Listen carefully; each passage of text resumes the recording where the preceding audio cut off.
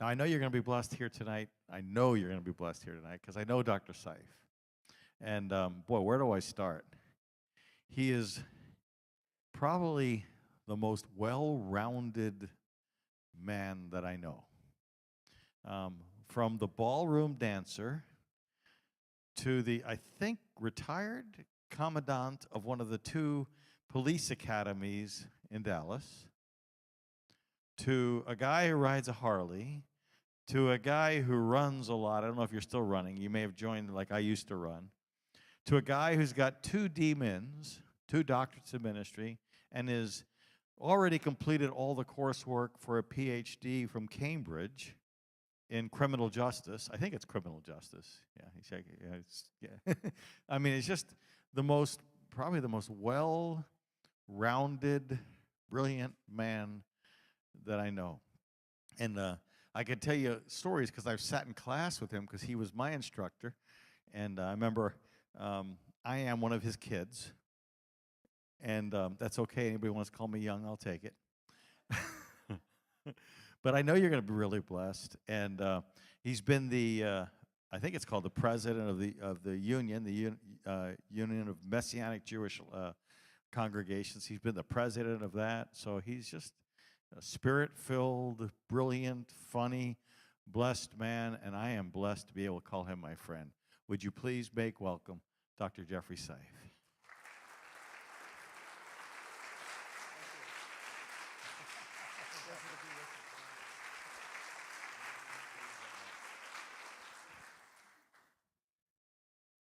Well, thank you very much. That was a great introduction. I'll try to live up to it. I don't know how good I'll do, but isn't he a great guy? Isn't this a great work here? I'm just so glad you're here. I mean, I'm glad to be here tonight. I'm glad you're here every night, to tell you the truth, and every day. It's just a great community to belong to. Now, the task at hand for me this evening, if we can throw the slides up, is for me to speak of what's referred to as Tu B'Av. You may be familiar with Tish B'Av. This is a time in the Jewish year, which just passed. It was the 22nd of July, when we remember the destruction of the Beit HaMikdash, the destruction of the temple in Jerusalem. Both temples were destroyed on that day. And it's interesting, juxtaposed to one of the greatest griefs in Jewish history, right up against it. Judaism sages propped up another holiday called Tu B'Av. I mean, it's a holy day. It's a holy, mournful Memorial Day on July 22nd, but just immediately afterward, a couple of days, we have another one called Tu B'Av, and let's go to the next slide, please. It is, in effect, the Valentine's Day in the Jewish world. Now, if you can think for a moment the juxtaposition of the agony and the ecstasy, I think of this, my first wife, may she rest in peace.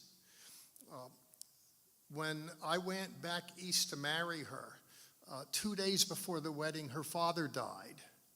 So instead of getting married, we canceled that, put it on hold, and I bought a black suit and preached a funeral. That wouldn't happen in the Jewish world because of a doctrine, Pekuach HaNefesh, the preservation of life, the preservation of the soul. In the Jewish world, Patty, may she rest in peace, didn't fare from a Jewish family. Her family wouldn't have understood the culture.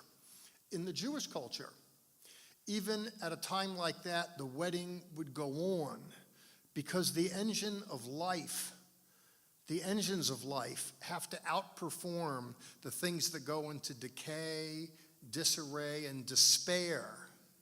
Now, it's an interesting juxtaposition, it seems to me, that the national mourning day that really highlights Jewish hatred in the world, Tish B'Av, is just a few days ago. A week later, deliberately has placed this Valentine's Day. And it's a time when people look at love. And against that backdrop, given the nature of the moment, I want to speak too forward about it. If we'll go to the next slide, please. What I want to do, in effect, in brief, is give a marriage tune-up, kind of a little bit of a Valentine's Day. Sometimes it's good to go back and revisit the beginnings. I'm doing that in another level. I'm going to be 71 in November, but on a lark, 2 months ago, I contacted the police department and said, look, I'd like to come back and be a cop. I retired. I have a commission, but it's gone inactive. So we said, yeah, you can come back. I don't want you on the streets, Jeffrey, but if you want, you can come back as a detective part-time, and you can help with training. Okay, I'll do that. You know, I have a master's degree in applied criminology and police management. I did training. I'll have the PhD. I'm right up against it in criminology. I'll do that. But I wanted to get back into the game a little bit. And so I realized that I had to go back and do coursework. So just today, in fact, I started at 4:30 in the morning, and I'm having to take these refresher courses on the Code of Criminal Procedure, the Penal Code, the Traffic Code, the Family Code, the Juvenile Code. Maybe if you're a lawyer, that means something. If you're the police officer in the foyer, it means something. It might not mean anything to you, but what I'm doing is I'm going back and revisiting things that I had to get my arms around decades ago when I was in the police academy. And I'm reminded of the fact sometimes it's good to revisit some of the basics, which is what I want to do with you, not explore that which is germane to criminology, but just that which is germane to life and love. If we'll go to the next slide, please. Let's go to the next. Well, there's my wife. You can see her.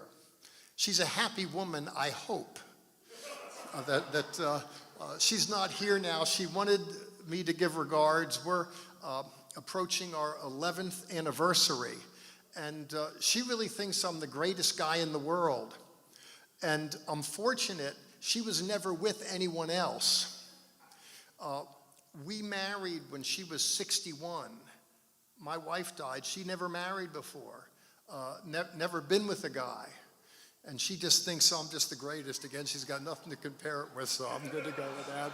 But she's real happy. You know, if she had something to compare, I might not fare so good. But Barry is approaching 72 in October, and I'll be 71. She's a cougar. Well, there's my beautiful wife. And it would be better, really.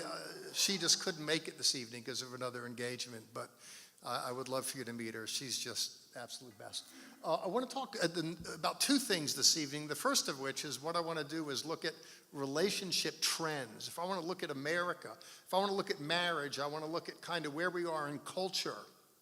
And then I want to look at where we need to be according to Scripture. Now, relative to culture, let's go to the next one, please. Some of the statistics, the next slide. This isn't good news coming up. Fewer than 55% of adults in the United States are married.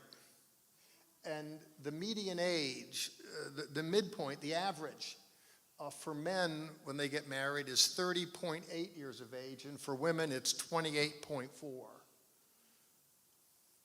Of those marriages, 41% of marriages in North America end in divorce. Now, less than 50% of households in our culture here are constituted by married couples. The national average for native-born adult households between 25 and 54 has fallen to 51.6.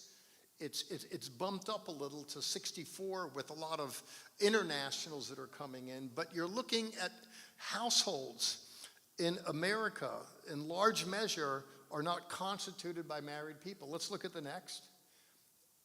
Approximately 20.3 million adults in the United States of America are cohabiting.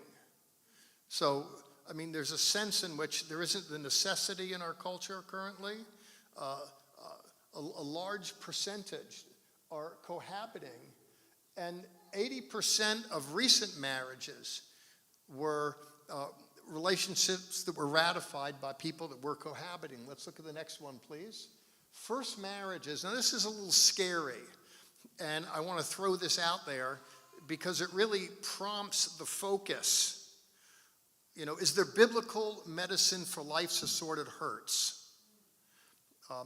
Is there salve? Is there ointment for the agitations that people experience in relationships? I do think we find things in biblical literature, but before we look at the good news, and the good news is very good in part because the bad news is very bad. If you look at the data, first marriages have divorce rates around 41%. Second marriages carry a failure rate of 60%. Third marriages face a roughly 73% rate of failure. Now you can hear that. I don't know where you land in that, but that's data that I think should prompt some searching. What can we learn wherever you are in that data pool, if you're there, wherever you are in that? I think there's some value in doing a marriage tune-up, which in effect is what happens this time of year in the Jewish world. It's always good to go back and revisit the basics. I remember when I was a police officer, I would have to requalify on weapons twice a year. And I remember I was maybe 17 or 18 years into it, and I would be, with others, we'd go into qualification, and we'd have an 8-hour class. And the range master would go over the correct posture, how to clean the weapon, just basic stuff. Just to go over the basics. I think a lot of times in houses of worship, ministers come up with new things, new fads. I'm not interested in new things. I'm interested in the things that have been forgotten.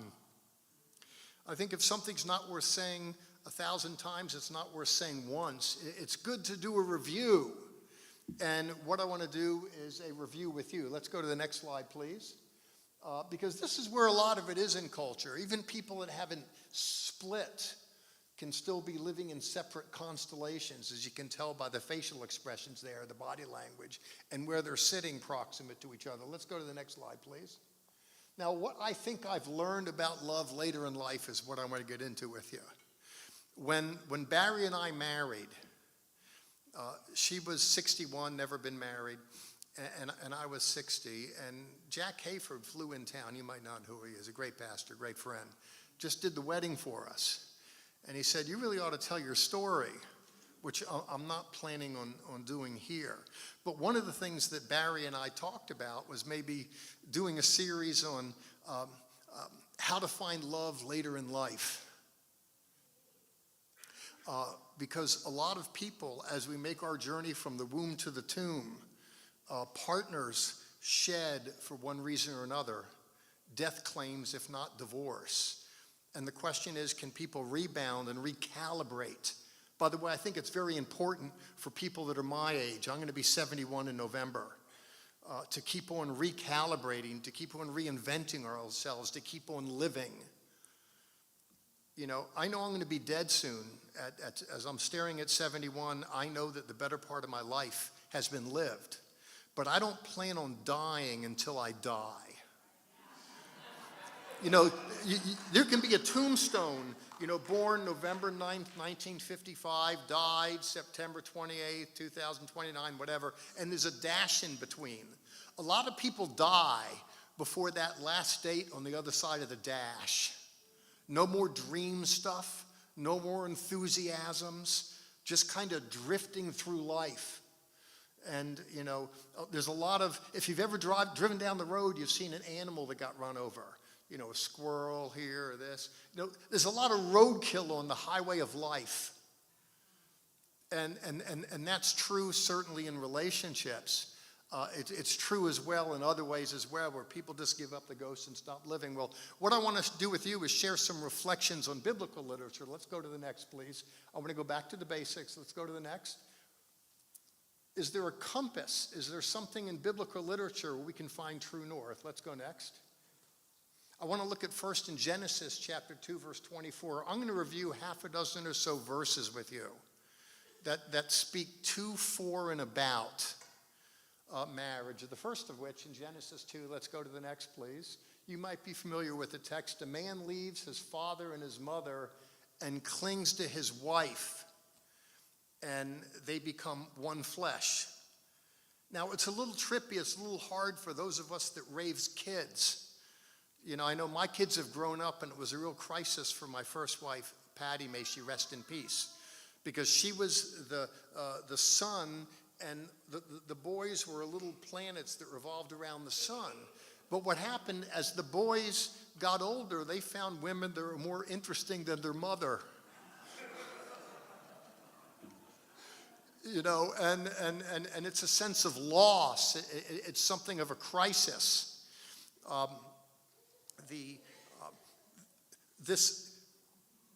We noticed it, or I noticed it when my first son got married, you know, that you got to give them space to go away and just be whatever they're going to be and do whatever they're going to do.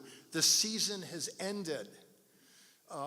Being a parent, you renegotiate that, because the imperative is for those two to negotiate amongst themselves what they're going to be. And it's important that that happens. But that entails people my age. You know, you hear all these in-law jokes. There's a reason for them. My mother-in-law said, "Hey, do you mind if I come over for Thanksgiving?" I said, "No, just hop on your broom and fly down." You know, it's the mother-in-law jokes are legion.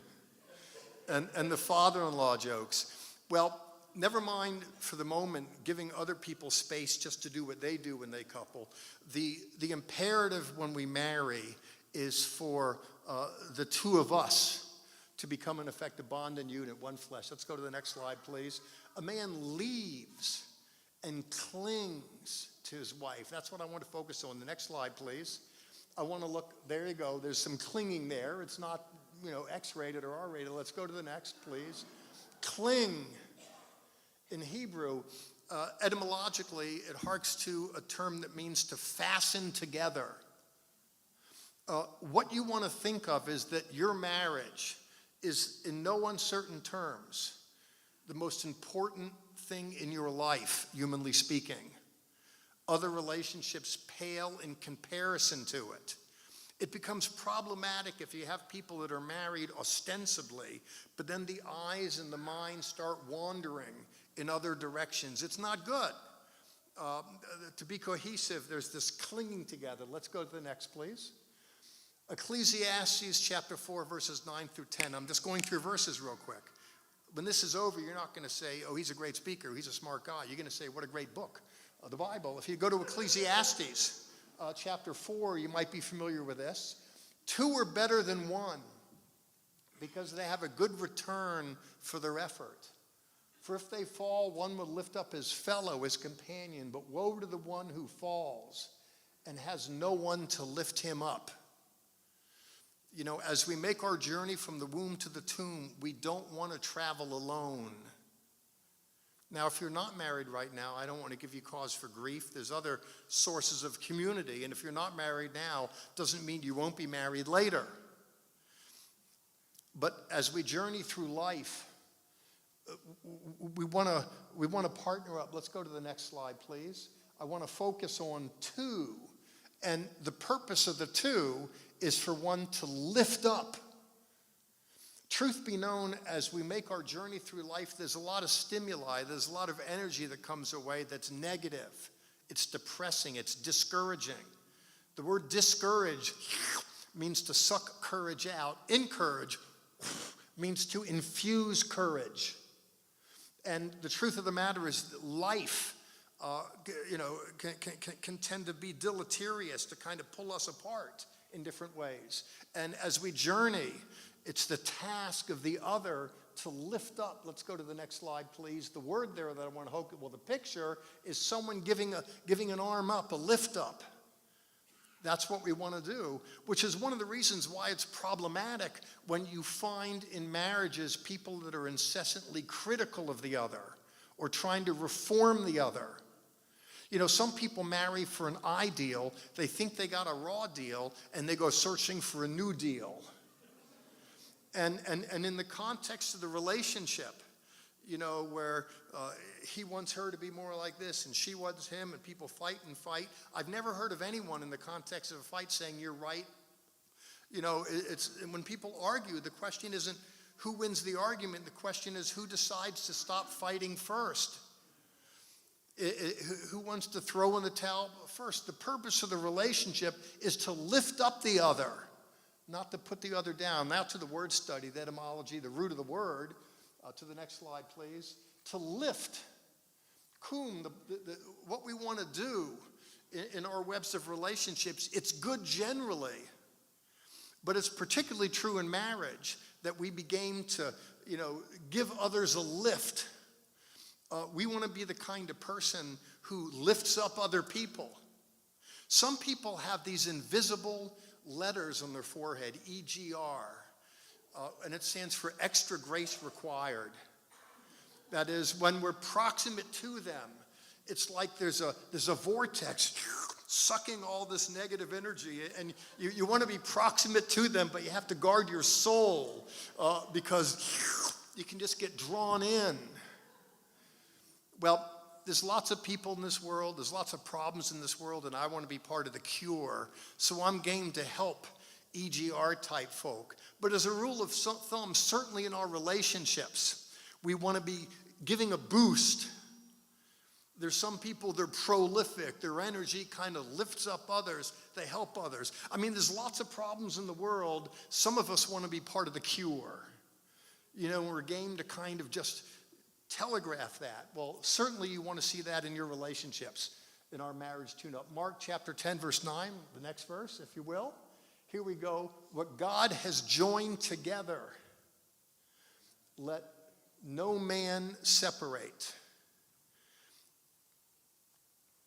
Let's go to the next slide, please. That certainly speaks for itself. Joined together. I want to look at the root of that. First, a picture. I want to look at this bondedness.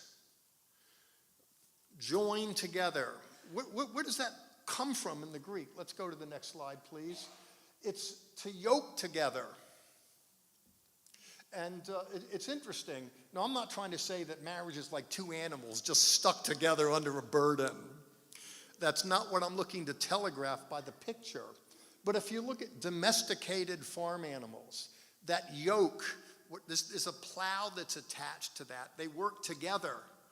And what they do is they accomplish something by virtue of their so doing, which is why you don't want to be unequally yoked. If you have an ox on one part of the harness and then a horse on the other, they're going to be fighting and wrestling. It's going to be uncomfortable for both of them. You want to marry someone proximate and comparable, and this being yoked together harks to some kind of common task, some common work, some common enterprise. Very important to find that, to have that. We don't want to live in a home and be in separate constellations. We want to have some kind of primary purpose together. Let's go to the next slide, please. Ephesians chapter 5. Let's go to the next.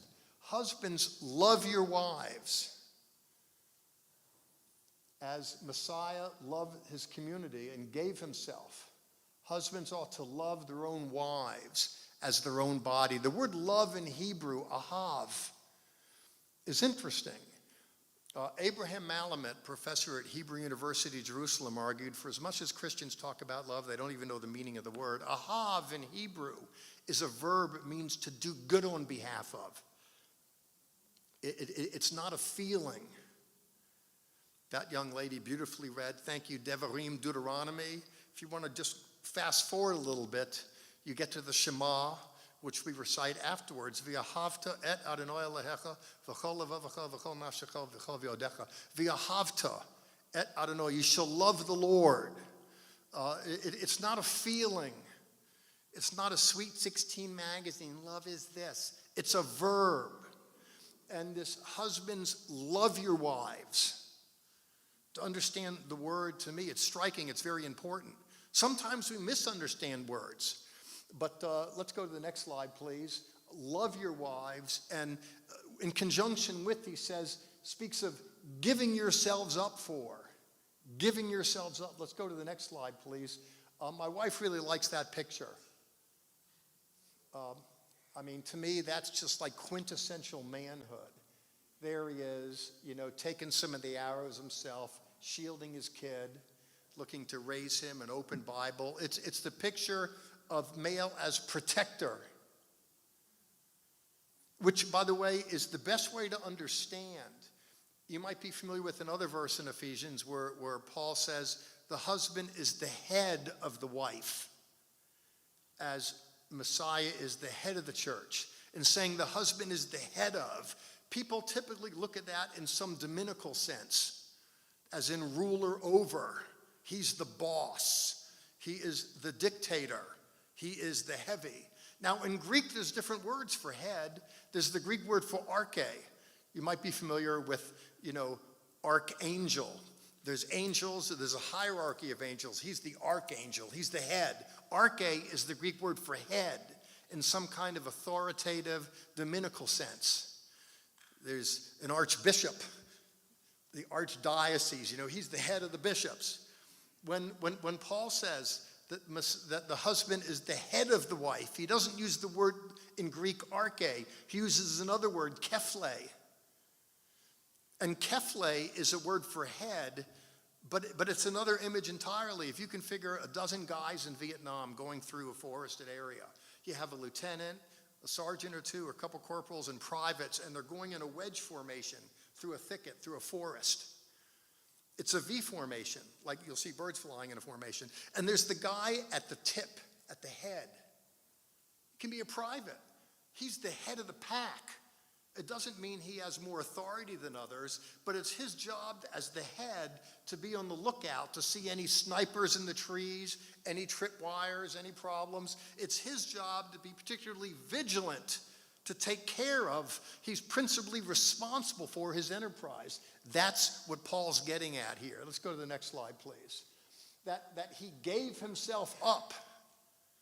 Messiah gave himself up, even handing himself over to difficulties. This is etymologically the root, to put himself in prison for. Interesting. It says explicitly elsewhere in the Newer Testament that Messiah went to the spirits in prison. He actually put himself in there for the sake of others. That's manhood. Let's go to the next slide, please, and I'm finishing up quick. Colossians, let's go to the next, please. Wives, submit yourselves to the husband as is fitting. Husbands, love your wives, and do not become harsh toward them. When Barry and I got together in our relationship, she asked me, it was long distance. She was in Atlanta, and she says, well, look, is it okay if I bring cats into the relationship? And I said, yeah, we can bring cats into the house. I know a great taxidermist.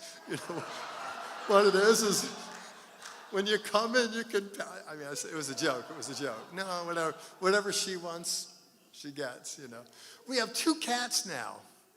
One named Hodu and the other Holly. Holly is a tuxedo cat from Chalafat Erev in Hebrew, an evening suit, a tuxedo cat. Holly. Now, Hodu's a Maine Coon. Hodu has an identity crisis. She thinks she's a dog. Maine Coons are like that. She's lost. She's just like people in culture today. She doesn't know who she is. But Holly, every time I show up, she flees. Her amygdala spikes in a panic attack. Hodu's real friendly coming out. I can just walk in gently and she darts. You don't want to be the kind of guy that gives off an aura where people are scared and run from you. Even if they don't run, they still run. I was at yesterday morning at a presentation at Cambridge. It was done by Zoom on post-traumatic stress disorder. And I remember years ago I read a book by Judith Herman called Trauma and Recovery. Herman she was a professor of psychiatry at Harvard University. And in Trauma and Recovery, she looked at the correlation between political post-traumatic stress, soldiers who come back from World War I and World War II, and marriages, post-traumatic stress, women that are traumatized in these relationships, abuse, neglect, what have you. We don't want to be anywhere near that space. Nowhere near it. We don't want to be harsh. We don't want to be the kind of person who's scary. We want to be inviting. You know, I told Dr. Stone, I says, you know, I really kind of feel good about the congregation before we even started, kind of like a good vibe. You know, I came in and some of the ladies, hey, can I help you? You know, your books, I got some books in the back, you know, set you up, need any help with this and that. It's like a positive kind of vibe. Some people, they don't have that kind of positive vibe. It's more of a negative one. And they think the problem is their negativity is stimulated. It's my wife, it's my husband, it's my job. Everywhere they look, they're restless inside, and they see a problem here and a problem there and everywhere. Now, here's my glasses. If I put a green tint on these lenses and I describe what I'm looking at, everything that I'm looking at would look green. I would describe it with green. But the truth of the matter is there isn't that much green in the environment. It's the lens that I'm looking through.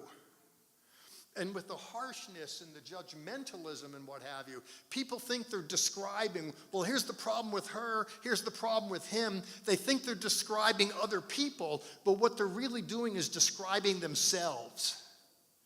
And we don't want to be that way. Paul does not want us to be harsh. Let's go to the next slide, please. We don't want to be that way. The next slide, please. And there's harsh. Need I say more? Let's go to the next slide, please. We're finishing up. It means to make bitter. And I chose a picture there of someone just pushing this big boulder up a hill. Life's just a bummer. Let's go to the next slide, please. 1 Corinthians 13, here you go. Love is patient, kind, etc. It doesn't seek its own way. It's not provoked. It keeps no account of wrong. Love does not behave inappropriately. Great verse. Let's go to the next slide, please. It does not rejoice over injustice. It bears all things, believes all things, hopes all things, and endures all things. Next slide, please. What I want to tap here. Love is patient. It's not inappropriate. It keeps no account of wrong. Let's go to the next slide, please. It bears all things. The next slide, if you will, is the one thing that I want to focus on here. It's the bearing. It's love, you know, kind of puts up with the difficulty. Let's go to the next slide, please. Bear, it means endures from the Greek. You know, life, as we make our journey from the womb to the tomb, it's not all a garden paradise. There's dry spots in life. And we just kind of go through it together, and loving people still cohere, difficulties notwithstanding. Let's go to the next. 1 Peter 4:8, if you will, the text, please. Above all things, keep your love for one another constant. Constant. Some people burn hot and cold. Let's go to the next slide, please. I'm interested in the word constant. Love being constant. Now remember, love isn't a feeling, though there are feelings. But to be sure, but love is a verb. It's a decision. It's an activity. It's constant. Let's go to the next slide, please. There's a picture there. Constant. Constant. You know, you start running. Someone asked me why I run so much. I said, it just feels so good when I quit. The reason why I run is it just feels good when it's over. You know, I'm 71. You don't get to be this good looking by accident. You know, you have to put into it a little bit. You get to the gym. You know, there's an old saying that champions do every day what others do occasionally. Consistency. Oh, I can't go. It's so hard. Hey, listen, 6 to 10 times it becomes a habit. The journey of a lifetime begins with the first step, which is why you want to be around people. You want to be the kind of person that's going somewhere in life. You want to be prolific. You want to infuse. You want to be prolific. And you want to be around people that are prolific. Kind of helps keep that endurance going. Let's go to the next slide, please. Constant means fervent, without ceasing. Let's go to the next slide, please. Colossians, and I'm almost done, thankfully. Thankfully. Enough already, Jeffrey. You're talking a lot. You know, this scholar. There's an old saying, I love a finished speaker. I really, truly do. I don't mean one who's polished. I just mean one who's through. You know, enough already. Enough. Don't worry. Don't worry. Bear with one another and forgive each other. If anyone has a grievance, just as the Lord pardoned you, so you also must pardon one another. Forgiveness. I mean, it's just essential in life. It's part of the Lord's Prayer. Forgive us our trespasses as we forgive those who trespass against us. We want to pardon. Let's go to the next slide, please. Bearing, forgiving, and pardoning. We want to be gracious. The next slide, please. Pardoning. We want to help people get out of prison. Don't hold them there when you got them there. Well, you did this.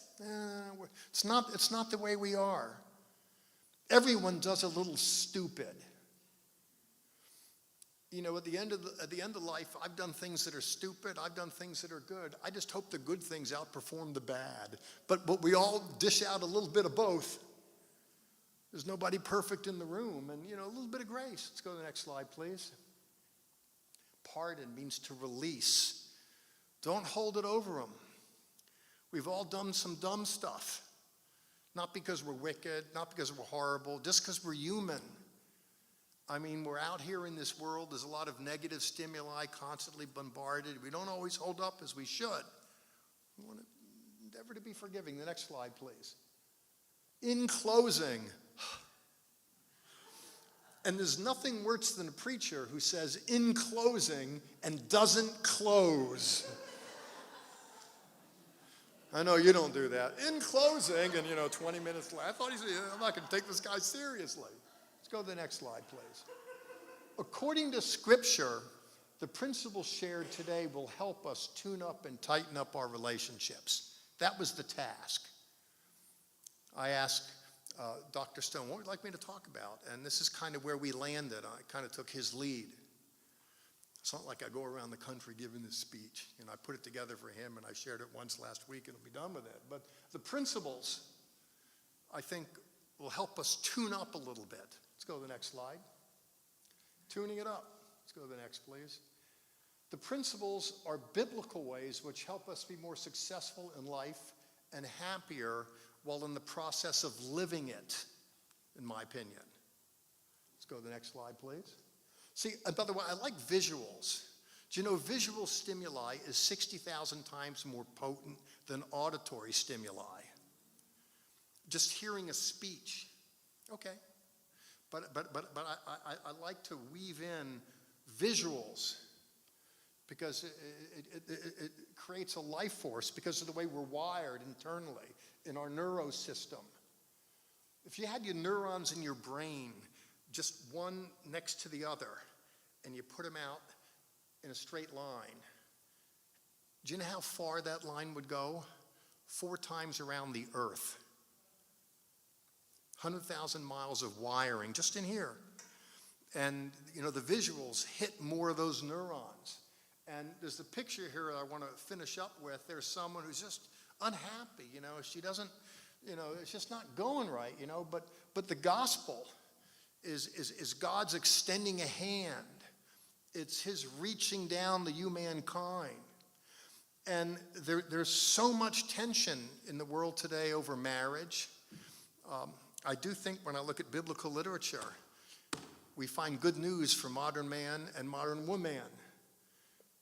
Biblical medicine for life's assorted hurts. It tells the story of God reaching down. Let's go to the next slide, please. The end.